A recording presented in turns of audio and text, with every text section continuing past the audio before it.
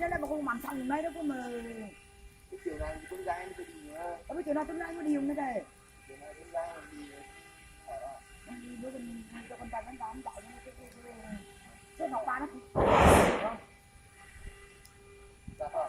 ta có để gì ra mà cái này thì những cái gì mầm bạc trước rồi dọn đi con cái chiều nay hai bà đi chuyển 2 tấn nông cái mặt đi 3 người thôi mà đi ra xuống cái nòng này thì lấy nè nó làm nhanh mà nòng thì nhanh nòng thì cứ lấy nè nó lấy cái máy coi rồi đi ra đến cái này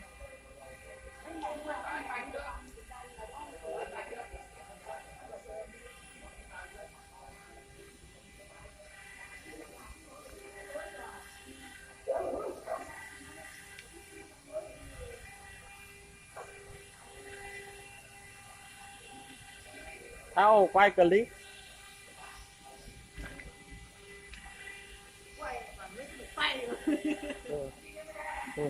đấy được máy này ở đấy được máy đấy, được máy trong sửa tay đúng không? Nhiều quá, nhiều quá, nhiều quá.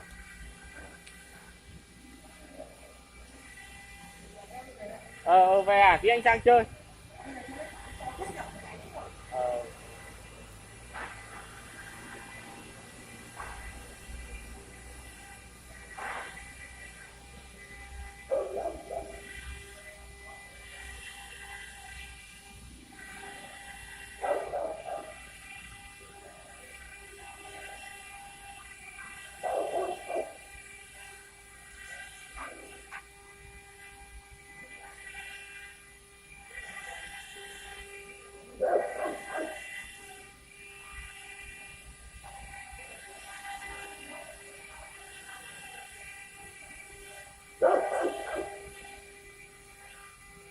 Mày cắn cái gì?